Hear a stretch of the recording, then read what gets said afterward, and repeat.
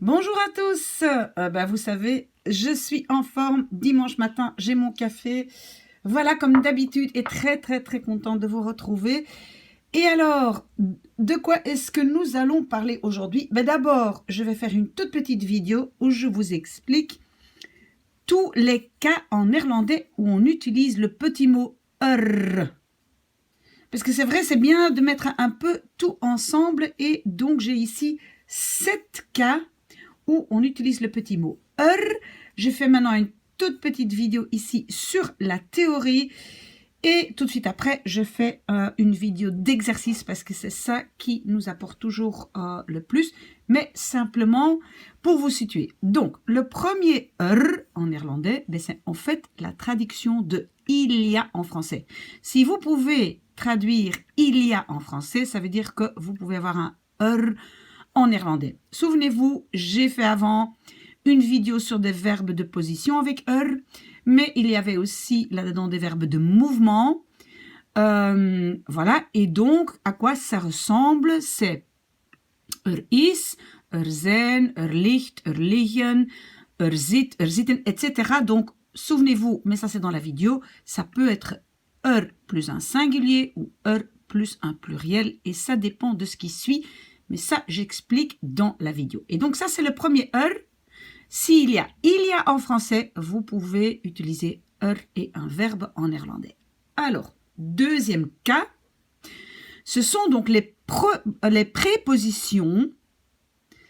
Une préposition en néerlandais ne peut pas être toute seule. Et je vous dis tout de suite, attention à ne pas mélanger avec les particules séparables des verbes, parce qu'une particule séparable peut être seule.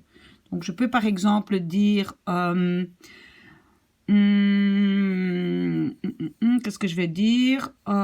Inkomen, hij komt in, et donc le in à la fin peut être seul. Mais si c'est une préposition, donc, souvenez-vous, une préposition, c'est les fameux mots placard, dans le placard, derrière le placard, devant le placard, etc., ne peut pas être seul, et donc on doit rajouter un petit er s'il n'y a pas un substantif après le van ou après le op, ou etc. Tout ça se trouve dans la vidéo sur les adverbes pronominaux. Donc ça aussi, j'ai déjà expliqué. Mais donc, retenez, une préposition en néerlandais ne peut jamais être seule. Si elle est seule, je dois rajouter le petit er, qui parfois, on peut aussi, au lieu de er, ça peut être daar ou waar, mais tout ça, j'explique dans les adverbes pronominaux. Ok, alors le troisième cas, on met aussi un petit er en attendant une P2.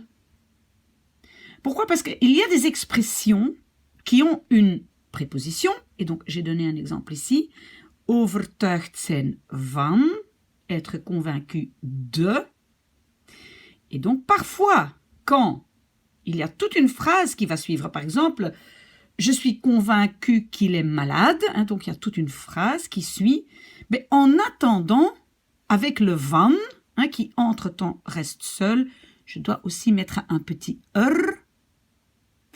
Et souvent, on peut le reconnaître parce qu'en français, il y a le petit mot en, et je vais tout de suite donner l'exemple, mais le seul problème, c'est qu'en français, le en n'est pas obligatoire, alors qu'en néerlandais, le er est très souvent obligatoire. Okay? Donc, en français, je pourrais dire « Je suis convaincu qu'il est malade », mais on peut dire aussi « J'en suis convaincu qu'il est malade », mais donc en néerlandais, on ne peut pas juste dire « Ik ben van overtuigd ». Non, en attendant, avec le van, je dois mettre le petit er. Et puis, j'ai la subordonnée. Alors, attention quand même, je rajoute quand même quelque chose. Si maintenant, je veux simplement dire « Je suis convaincu de son innocence ». Okay? Alors, ça va être « Ik ben overtuigd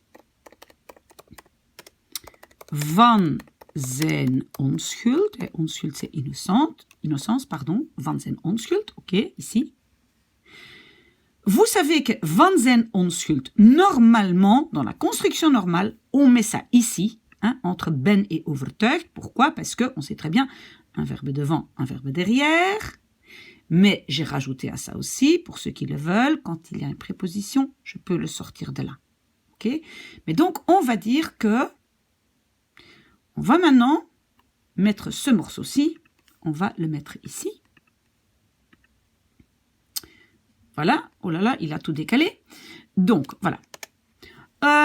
Donc, la phrase, on va dire, la plus normale ou logique pour vous, ça va être « Ik ben van zijn onschuld overtuigd ». Un verbe devant, un derrière. Vous voyez? Mais si maintenant, j'enlève « zijn onschuld », ben, je dois aussi mettre un petit « er ». Mais ça, c'est de nouveau, la préposition ne peut pas être seule.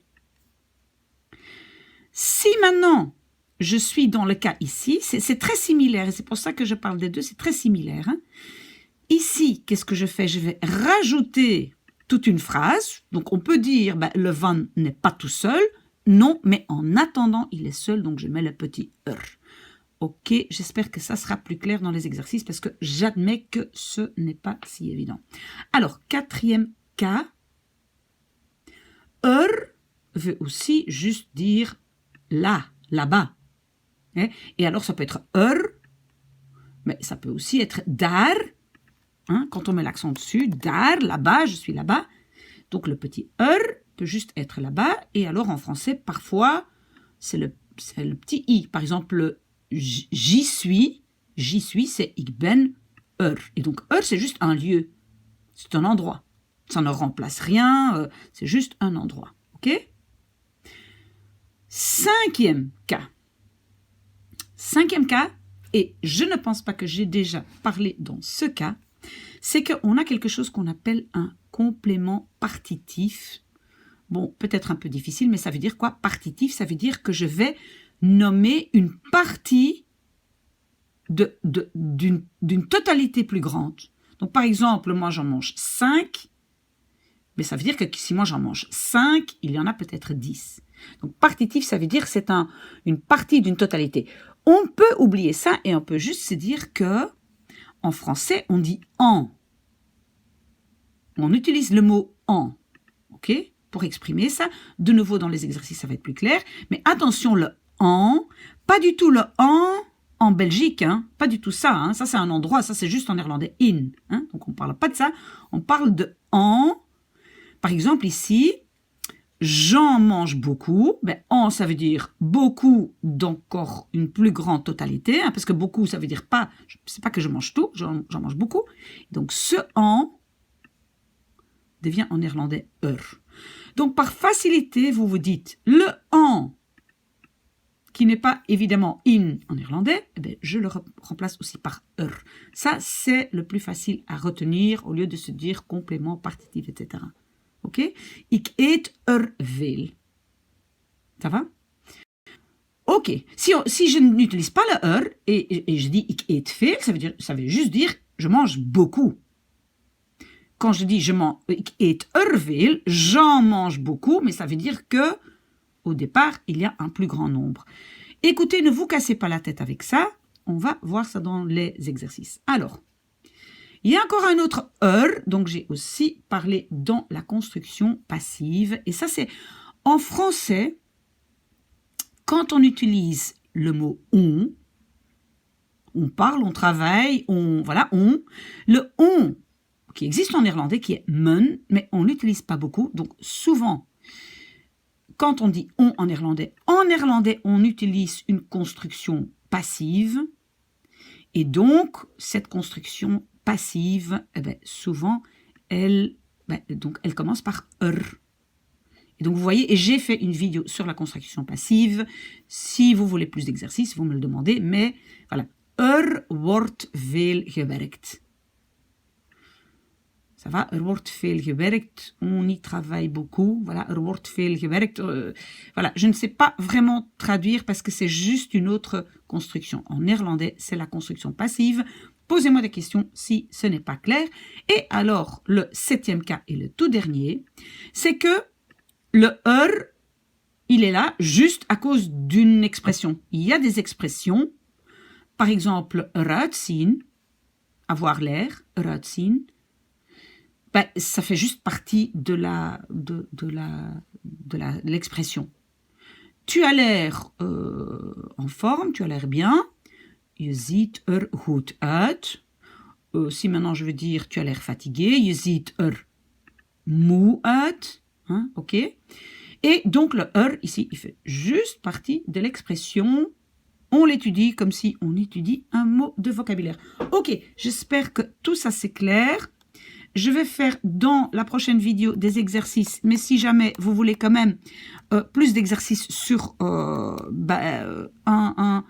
des 7 cas, alors vous m'envoyez un mail, ou bien vous répondez en dessous de la vidéo, comme certains le font, il n'y a pas de souci, ou bien vous m'envoyez un mail, comme d'autres le font, maybe Miss A can help you at gmail.com. Je le dis juste pour ceux qui sont nouveaux, parce que j'espère qu'entre-temps, vous connaissez mon adresse mail. Bon dimanche, à tout de suite.